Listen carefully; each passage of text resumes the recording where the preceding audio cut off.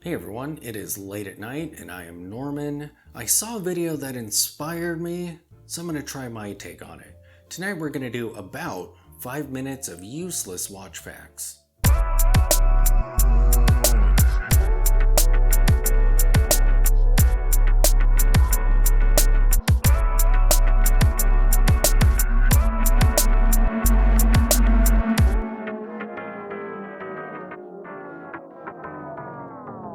The only hand that all watches with hands have is the hour's hand. The keyless works is called a keyless works because you can wind your watch without a key. Watches with the 9 o'clock subseconds complication just might be paying homage to the days when pocket watches and/or their movements were repurposed as wristwatches. Wristwatches were a girl thing at first, and they were also called wristlets for a while. Sapphire used for watches is grown. And speaking of sapphire, in glassware, crystal really isn't crystal, it's just glass that adheres to a certain standard. It takes more work to do a center seconds than it does a sub-seconds complication. The Royal Oak actually features an exposed bezel gasket. STP is owned by Fossil. The Hamilton Khaki Field is actually modeled after a 1967 GGW 113 spec, which had a terrible track record. Nomo spelled backwards is Somon.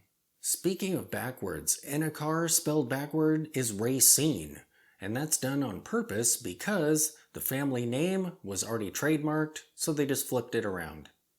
Enicar. Speaking of Nomos, the Ludwig features the controversial variant of a Roman numerals dial. Look at that for. My Giant Invicta has Russian spelled backward on the caseback.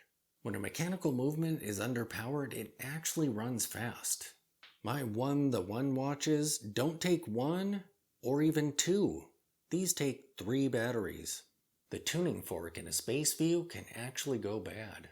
Speaking of Space Views, the battery you have to buy for them requires a plastic spacer so that they'll fit in the watch. Watch winders are controversial. A replacement vintage Rolex Explorer center wheel costs over $100. If you remove the 12 o'clock dot and the minutes hand from a Movado museum watch, it would be the most minimal watch in the world. The video that inspired this one mentions the SKX 007. Speaking of 007, Ian Fleming wore a Rolex Explorer, and that exact piece is still in working order today. The Pulp Fiction watch was purchased at a second-hand store. It is a solid gold World War I watch. Speaking of the Pulp Fiction watch, Quentin Tarantino still owns it. Marathon is the sole supplier of watches to the US military. At least, they say so on their website. Pops watches can be worn on your clothes. Frederic Constant sells a watch that retails for $18,000. Peugeot used to make luxury watches, now almost all their pieces go for under $100. The Moon Swatch is really just a swatch. The Stova Antia ships with a little anvil-style case. Modern compressor watches usually aren't actually compressor watches. Speaking of swatch, it does not stand for Swiss watch, it stands for second watch. Prior to the 1990s, most watches were actually sub 40 millimeters. Sapphire crystals can be verified using a diamond tester. A sapphire-coated mineral crystal will not register as a sapphire crystal if you do test it. There are quartz movements out there that have sweeping seconds hands. Arabic numerals actually do have their origin in Arabic. They come from Andalusia/Morocco. And on the topic of Arabics, except for the 4, 5, 6, and 8, all the other numerals actually resemble their Arabic roots, only a lot of them are rotated 90 degrees. Urwerk watches are really expensive. So are Jacob & Co. watches.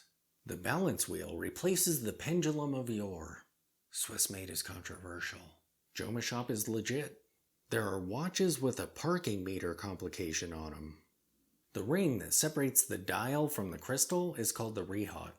And Rihat is French for flange. Thanks for watching.